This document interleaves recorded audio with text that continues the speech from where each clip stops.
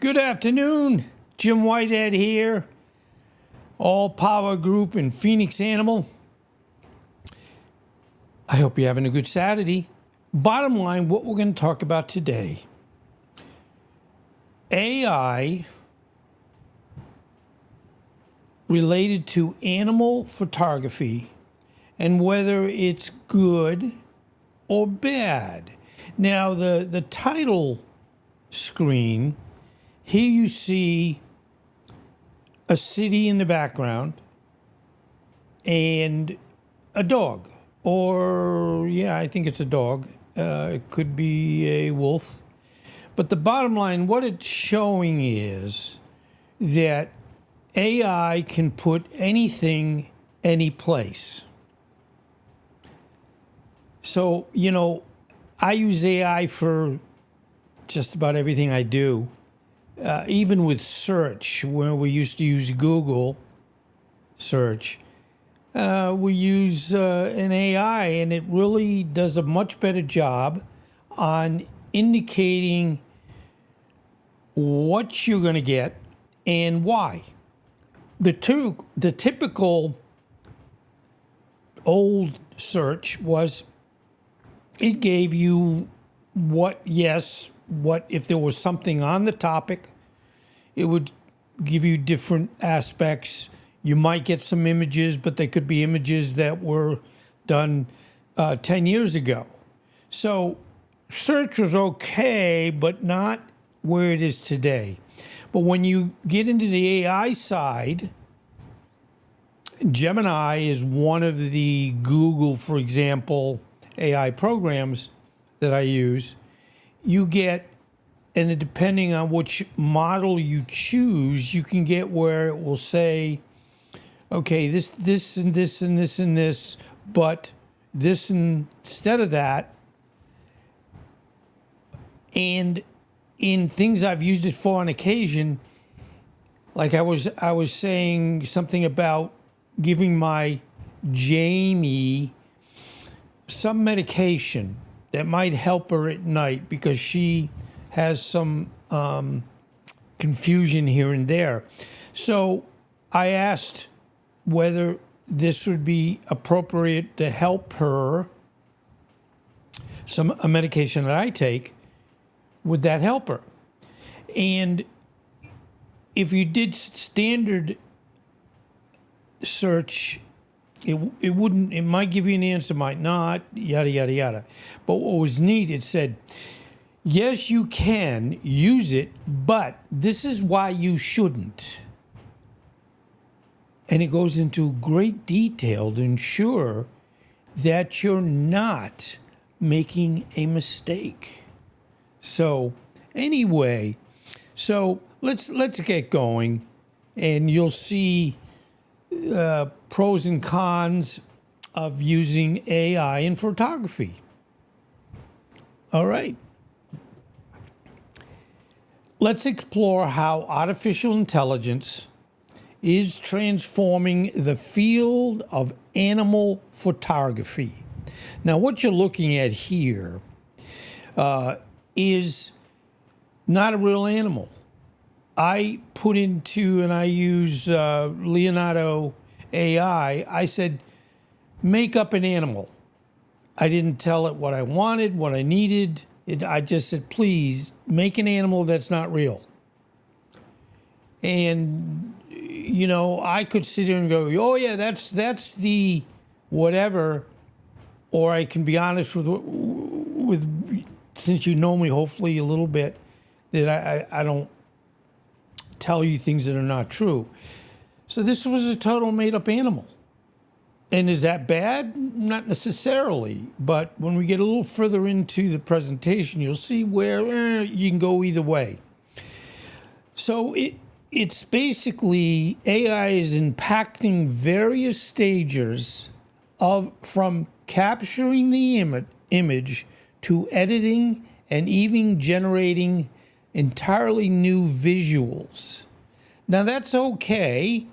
I'm not saying there's anything wrong with that, except if you're putting, let's say, an animal on the moon. You'd say, well, there's no animals on the moon. Say, well, yeah, there is, because you see it right here. So those are the obvious untruths, you might say. But there's certain things that you wouldn't necessarily have. And, as we get into it, when you see, somebody sitting, God bless, sitting in a chair with a camera, waiting, let's say they're a distance from, let's say, a river.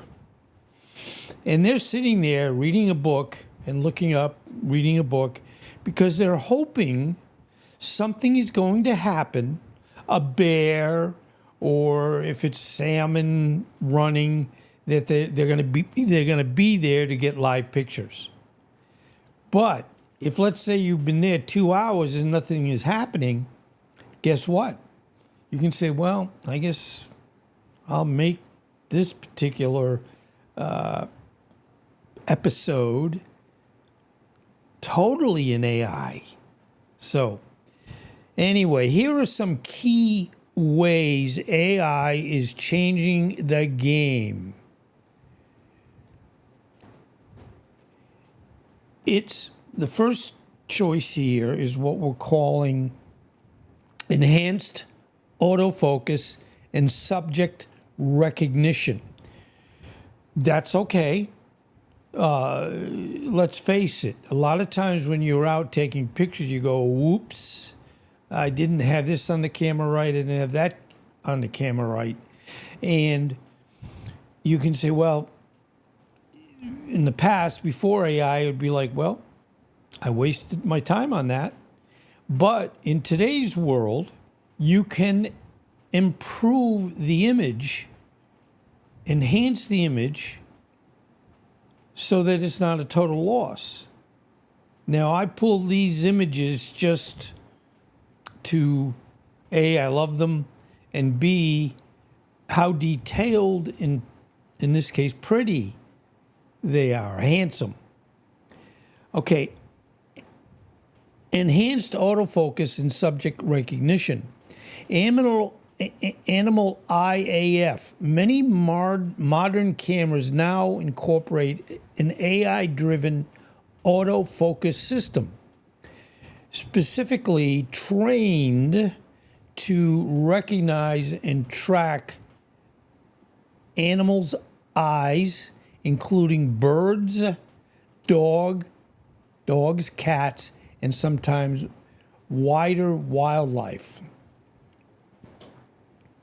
This dramatically increases the success rate for sharp focus, especially with fast-moving or erratically behaving animal.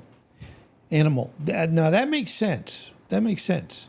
You take the picture, but the recognition is there's some issues you have to be fix in post. But it's, again, it's always on the edge of creativity or not. Okay, also subject detection.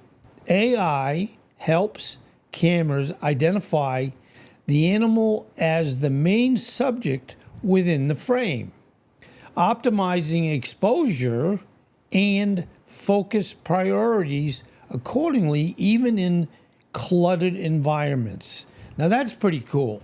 If you get a whole herd of, let's say, elephants, and let's say one of the mother elephants is having a baby, but they're all within the group of people, you can use AI to, in essence, hone in on that particular happening, and that's a good idea.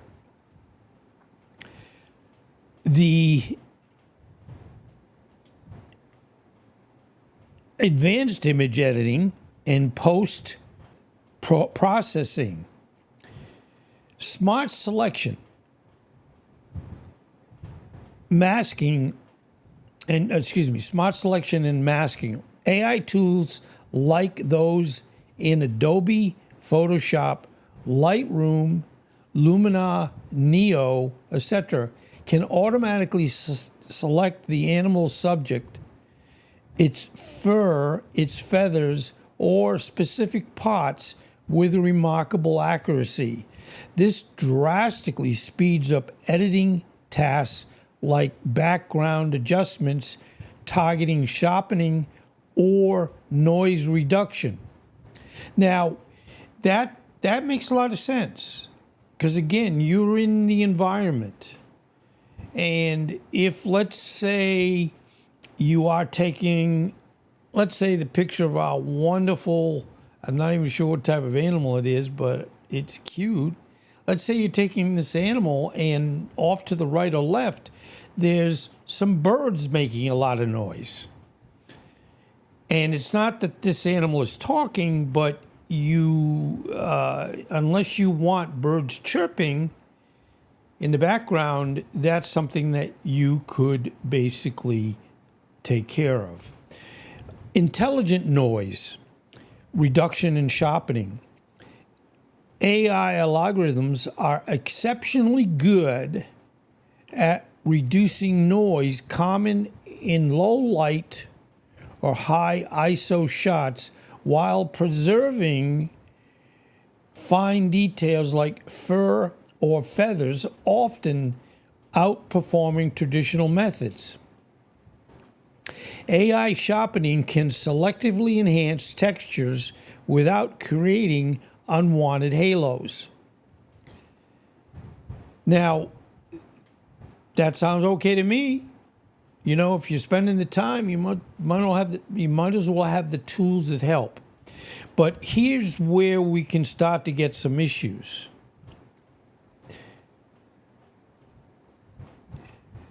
Again, this is another AI animal, and you'd say, what type of animal is it? It's cute.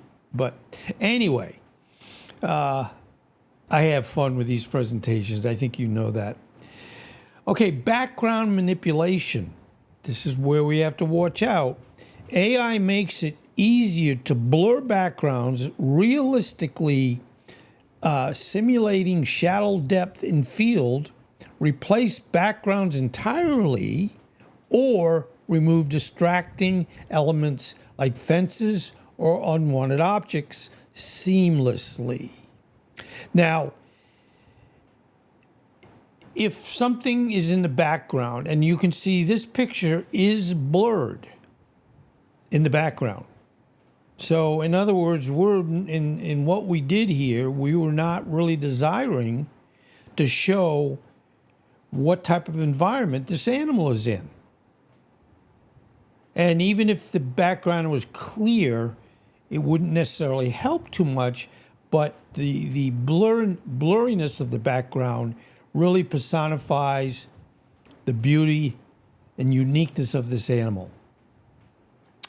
Now, another area, and we do this all the time in our presenting and putting forth images, we upscale. Now, what does upscale mean? If you take something at, let's say, high definition, which is technically considered 1920 by 1280, but don't quote me on that.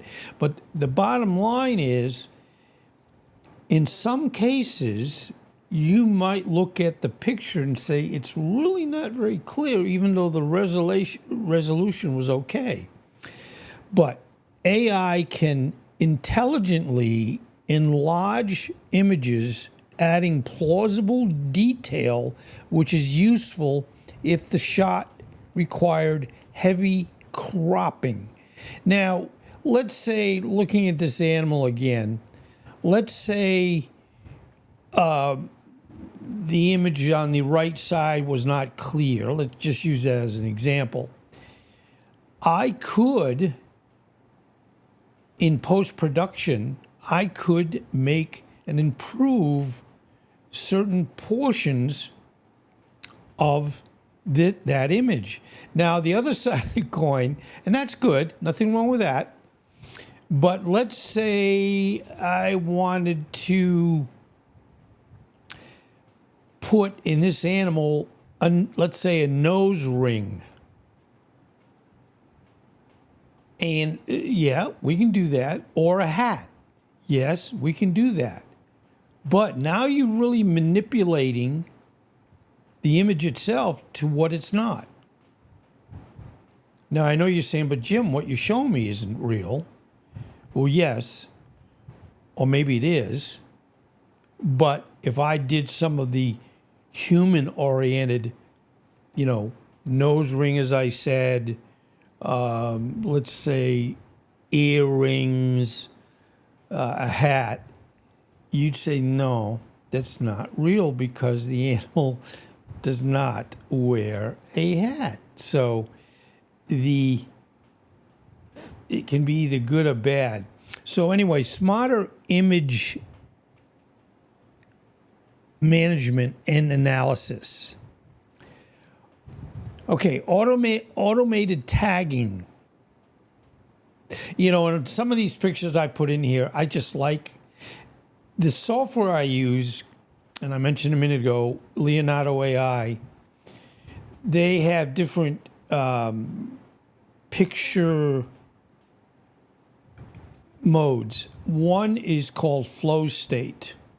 Now, flow state, you say, okay, I want a picture of let's say a donkey. It will give me, and I've never gone through all that I get on any of these images that I do in flow state, but I probably go through 50 or 60 before I choose one. So the reality is, if you're going to have a whole bunch to look at for what you're asking for, you will have multiple choices, and you can go from there. Also, we have automated tagging. AI can analyze photo libraries and automatically tag images with the species animal, potentially even recognizing specific behaviors or environments. This streamlines organization and search for photographs with large catalogs.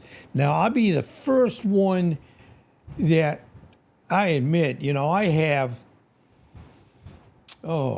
thousands of pictures that I've taken and have going back to 2014. And yeah, there's a lot of them. But what you can do, and what AI can do, if I say, okay, I want, of those thousands and thousands of pictures, I want just animals. It might not be able to choose if you say specific animal, but it will put up, and let's say you have 51 animal pictures, but you have 8,000 in total. So that really helps time-wise when you're just looking for one specific image, or an image of, let's say, the animal that you're looking for. Now, the other thing is what we call culling assistance. AI tools are emerging that can analyze large batches of photos to suggest the technical best shots, e.g., sharpest focus, best composition, subject's eyes open. I mean, how often would you take a picture in a family shot and you'd say, oh, John, Sue, you had your eyes closed, and you got to take it again, or you maybe can't. So the AI can say, ooh, of the 4 people you're taking, I'm going to make sure I don't take the picture if somebody temporarily has their eyes closed. Helping photographers quickly sort through hundreds or thousands of images is a great idea, and it really helps. This is another one that you might say, what is it? Well, it's probably a combination of a lot of things, but the point is, It's pretty cool looking, right? Okay. Applications in conservation and research. Camera trap analysis. AI is crucial for automatically analyzing vast amounts of footage from camera traps used in wildlife monitoring. So if you put a camera on a tree and it will run for 4 days, you're not going to be there. Most cameras only have so much memory in a sense. So if you specifically say, I want only pictures of X, it won't take pictures just of anything. So that helps. And this can identify species. So if you say, I only want the tigers, it can count the number and flag unusual events, saving researchers immense amount of time, which we only have so much time. Every day I love what I do, but admittedly, it's always where I don't have enough time. Now, moving into what we would call species identification. Species identification. AI can assist in identifying animals from photos, even potentially recognizing individual animals based on unique markings like whale flukes or zebra stripes. That's good. Now, let's get into what I would call potential challenges. Now, this picture is showing where you'd be saying he's taking a picture, and what he might be doing is taking a picture of an environment. And again, people get paid, and again, I'm not picking on anybody or having it where people are cheating, but let's face it, if you're a wildlife photographer and your job, and if somebody, a client says, I want pictures of just tigers or leopards, I should say, this is a leopard,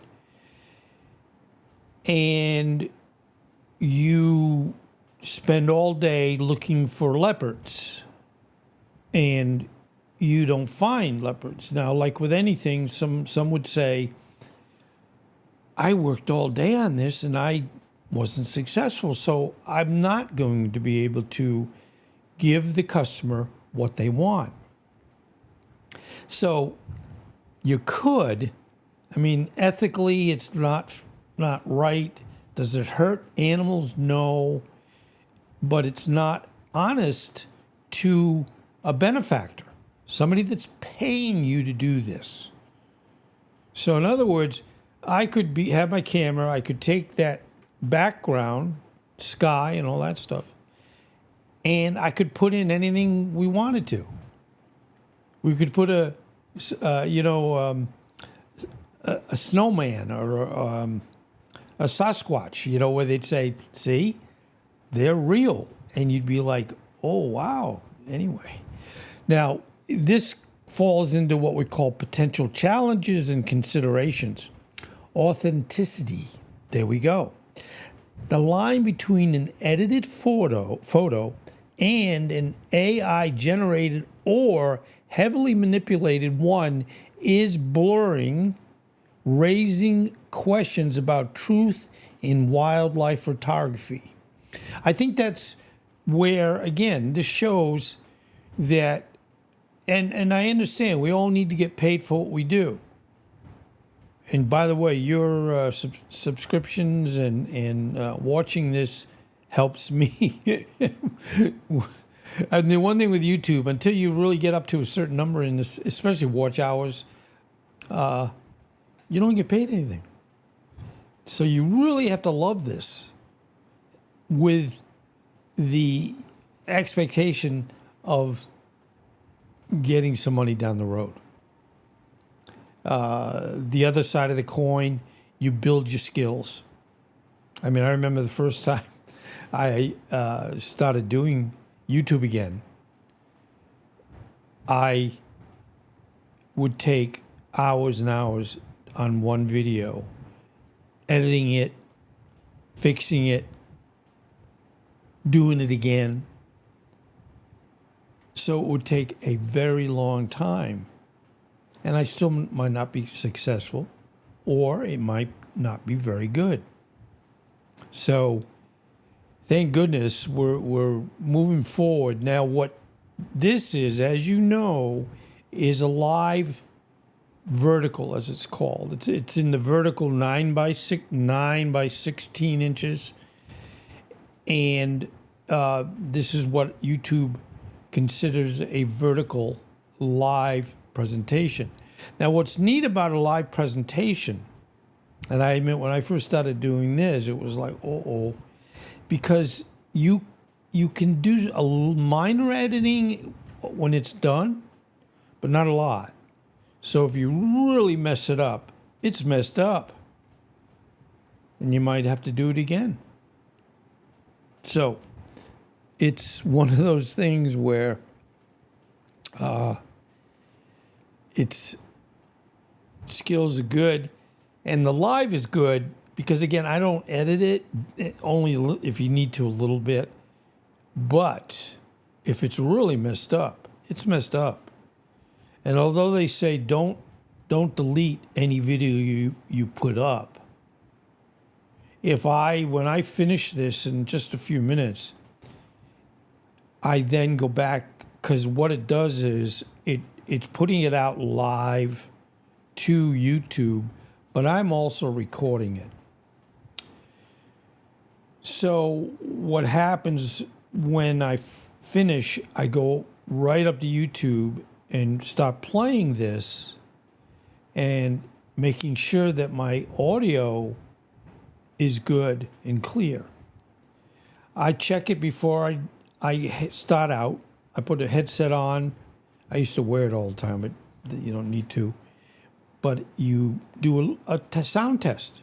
And over on my right is an application that's showing me my voice level.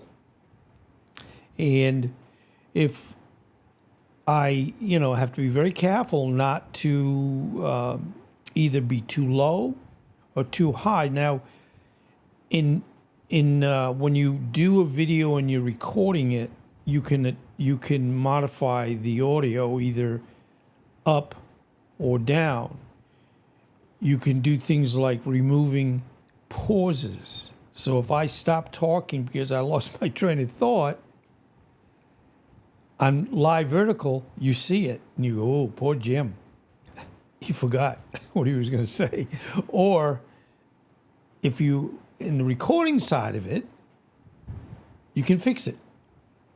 So it has the opportunity of, doing a little bit better. Okay, skill devaluation versus enhancement. While AI automates complex tasks, some worry it might devalue traditional skills.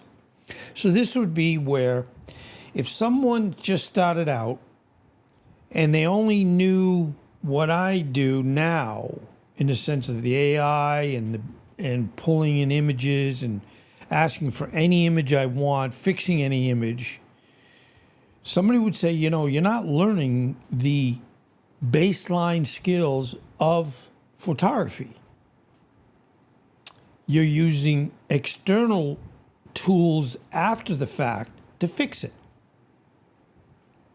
And I'm not saying that there's things wrong with that, but it really is kind of good. It's like driving a car.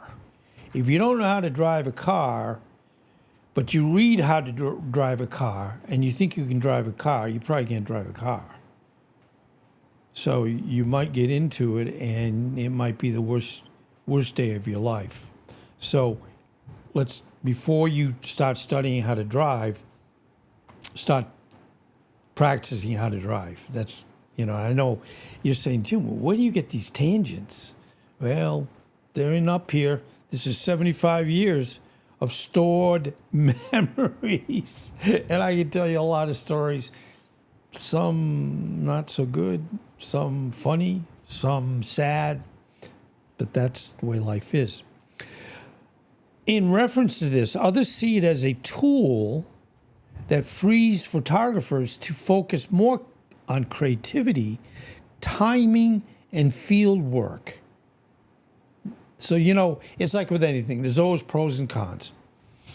And, you have to make the decision as to what level you feel that you're willing to push the envelope. Accessibility. Advanced AI features often require powerful software or newer camera bodies, creating a potential gap.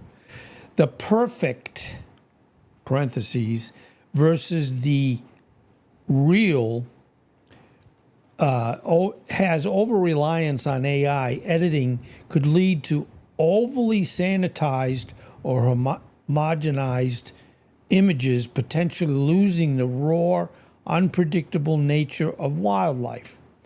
Let's say you're taking a picture of a bear down, let's say, fishing, and they smell, they go, there's somebody here. And you have to be careful that they don't all of a sudden say, ooh, I'm going to go after that person. But with AI, one, you could be much, much further away. And with all the additional tools, it wouldn't make that much difference. It would just have it where that is the way it is, but you're protecting yourself. Because there's no benefit of my being in the wilderness and getting attacked by a bear and I don't get any pictures or something similar to that.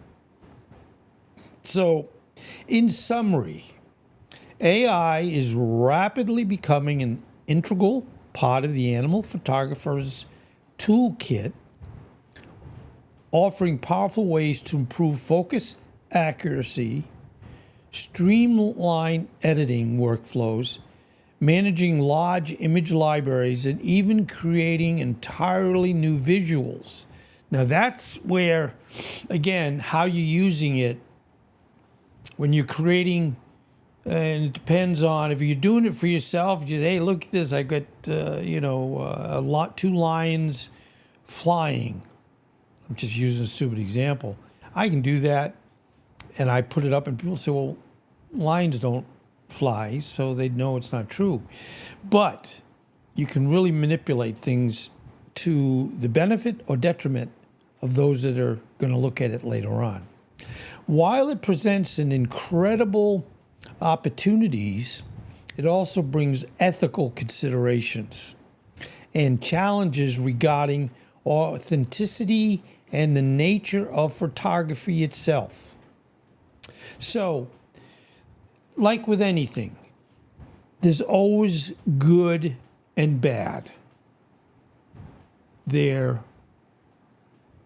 And you as the person that's doing and taking the pictures, spending all the time out in the middle of nowhere, that's your decision as to what level you're going to maintain to ensure that even though you can improve it, improve the image, upscale, where I said earlier, where you can take a relatively blurred image and you can make it less blurred. You might very readily find that you take a picture and something scared you, and it's the only time you could take the picture. And if it was totally blurred, unusable, you'd be saying, wow, that is a waste of time. But if you can still have that image, but improve the image so that what I'm showing you is good, and there's nothing wrong with that. But it gets, as I said, in the considerations of when you're putting things in pictures that are not there, are not real, are much larger or smaller, where you've really manipulated the image to the extent that it's not even what it should be. Anyway, I've spoken 35 minutes, and boy, I'll tell you, if someone says, Jim, do you have trouble talking on camera? I'd say not really. I just have a tendency to talk too much. That's what my wife says all the time. But, you are who you are. But thank you for being here. It is appreciated. And I'm hoping the best for you all. I'm hoping the best for our country. I do a presentation called Politics in the Middle, which, I do it more or less because I feel so bad about all the things that are going on to a lot of people that should not have these things going on. And I have to feel that I'm contributing in some way to try to say, we're here for you. We know that it's a problem, and we're praying every night that things stop moving in the right direction. Anyway, and that's one last thing I say, and that's why I do animals so much. And it's because animals don't have a lot of hidden secrets, sneaky ways. They're generally very honest. They have to be trained. But if they had the capacity of doing things that are bad, like humans can do bad things, I think we would have a disappointment. But animals are who they are, and they're honest. And I try to be honest every day also, and that's the truth. I don't do any presentations that are what we call clickbait, where, like I watched one when I was exercising, where they were saying this is what our next RV, recreational vehicle, is going to look like. And the whole, I think it was 20 minutes, the whole presentation was them driving to see a used RV.